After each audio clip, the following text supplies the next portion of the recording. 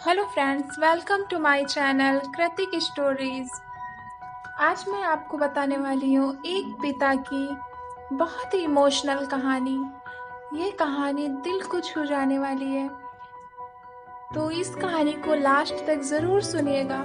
चलिए कहानी स्टार्ट करते हैं। आपने माँ के बारे में तो बहुत सुना होगा, बहुत जगह पढ़ा भी होगा। माँ के लिए अच्छी अच्छी बातें या कहानियाँ लिखी जाती, लेकिन एक पिता के बारे में बहुत ही कम लिखा गया है। तो यह स्टोरी उन फादर्स को समर्पित है जो अपने परिवार के लिए जी जान से काम करते हैं, खुद की इच्छाओं को मारकर अपने बच्चों के सपनों को पूरा करते हैं। यह कहानी शुरू होती है जब मैं घर से गुस्से में बड़बड़ाते हुए निकल आया था और बस स्टैंड की तरफ आगे बढ़ने लगा।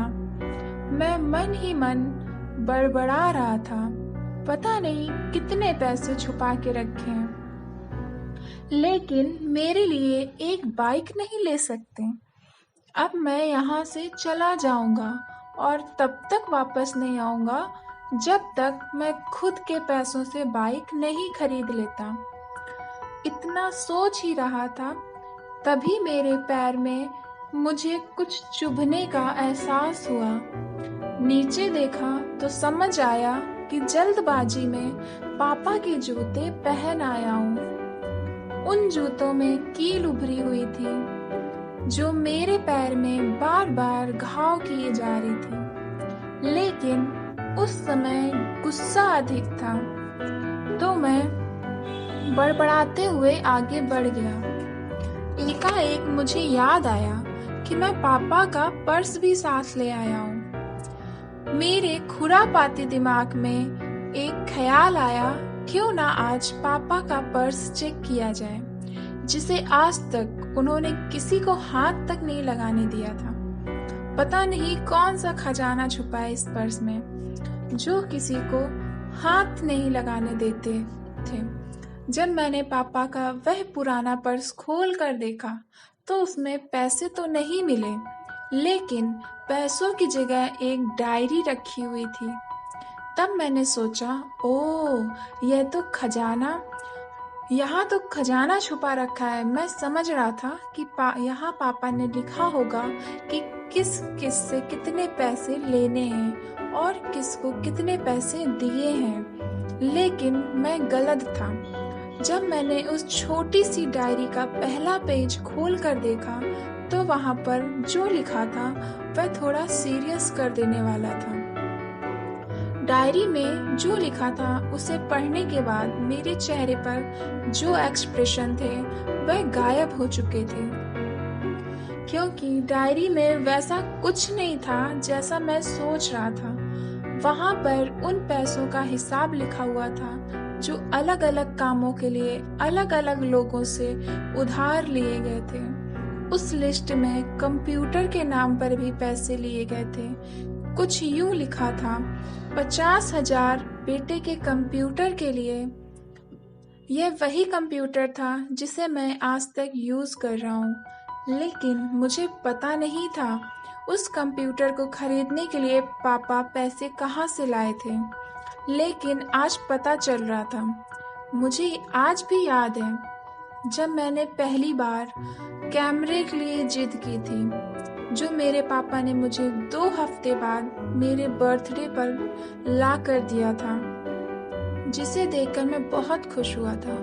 और मुझे खुश देखकर मुझसे कहीं ज्यादा अगर कोई खुश था तो वह थे पापा।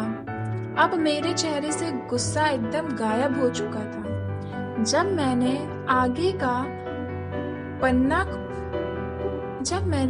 का पन्ना पलटा तो वहां पर कुछ विशेष लिखी हुई थी, इच्छाएं लिखी हुई थी।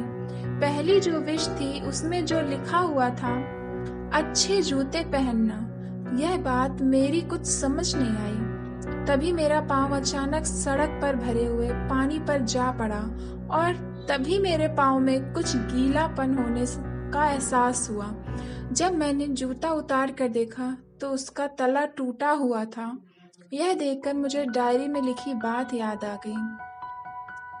तभी मुझे माँ पापा की कई बातें भी याद आ रही थी कि कैसे माँ जब कहा करती थी पापा से, अब तो जूते पुराने हो गए, नए ले लीजिए, तो पापा अक्सर यह कहकर टाल दिया करते थे, जूते अभी और चलेंगे, अभी कुछ दिन पहले ही तो लिए थे।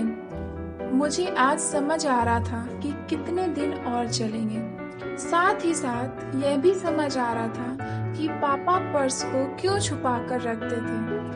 तभी उस डायरी को पढ़ते हुए बस स्टैंड पर पड़ी बेंच पर आकर बैठ गया। अब उस डायरी का आखिरी पन्ना बचा हुआ था। उस पन्ने को जब मैंने पलट कर देखा तो वहाँ कल की डेट लिखी हुई थी। तारीख के नीचे लिखा हुआ था 50,000 रुपए बाइक के लिए। बस इतना पढ़ा और दिमाग सन्न रह गया। अब मेरे मन में कोई शिकवा गिला नहीं बचा था, बस मेरी आंखों से आंसू चल रहे थे। मुझे आज तक नहीं पता तब मैं क्यों रोए जा रहा था। अब मैं जल्दी से घर की तरफ भागा, लेकिन जूतों की वह कील पाँव में अब तक घाव बनाने में कामयाब हो चुकी थी। मैंने जूतों को रास्ते में ही निकाल कर फेंक दिया और भागते लड़खड़ाते हुए घर जा पहुंचा। लेकिन पापा घर पर नहीं थे। मैं समझ गया वह कहाँ थे। मैं सीधा पास वाली बाइक एजेंसी की तरफ भागा। पता नहीं आज कहाँ से इतनी ताकत आ गई थी कि मैं भागते हुए थक नहीं रहा था, और वह भी बिना जूतों के नंगे पैर। जैसे तैसे मैं बाइक एजेंसी पर पहुंचा। पापा वहीं थे। मैंने पापा को दौड़ कर गले लगा लिया और मेरी आंखों से आंसू रुकने का नाम ही नहीं ले रहे थे। पापा को समझ नहीं पा रहा था आखिर हो क्या रहा है, मैं क्यों रो रहा हूँ। मैंने पापा से कहा, पापा मुझे मोटरसाइकिल नहीं चाहिए, आप अपने लिए जूते ले लीजिए। अब आज से मैं जो भी करूँगा अपनी मेहनत से अपने बलबूते पर करूँगा। दोस्तों, बस इतनी सी थी ये कहानी। मैं आज आपसे कहना चाहती हूँ, ठीक ऐसे ही होते हैं हमारे पिता। हम अक्सर देखते हैं कि हम अपनी माँ से हर बात शेयर करते हैं और माँ भी इसके बदले में हमें बहुत प्यार देती है। लेकिन एक शख्स ऐसा भी होता है जो हमें छुपकर प्यार करता है। वह होते हैं हमारे पिता। यह परिवार में एकमात्र ऐसा व्यक्ति होता है जो अपने बच्चों से उन्हें बिना जताए छिपकर प्यार करते हैं। खुद की इच्छाओं को मारकर बच्चों के लिए सपने देखते हैं और उनकी खुशी में ही खुश हो जाते हैं। मुझे नहीं पता कि आप अपने पेरेंट्स की इज्जत करते हो या नहीं, लेकिन अगर आपके पास पेरेंट्स हैं तो आप बहुत खुश नसीब हो, क्योंकि इस दुनिया में बहुत से लोगों को तो पेरेंट्स का प्यार भी नसीब नहीं होता। और लास्ट में मैं यही कहना चाहती हूँ कि माँ बाप की भावनाओं का सम्मान करें। तो ये इमोशनल सी हार्ट टचिंग स्टोरी यहीं पर ख़त्म होती है। आई होप आपके दिल को भी ये कहानी छू गई हो, आपको ये स्टोरी अच्छी लगी हो।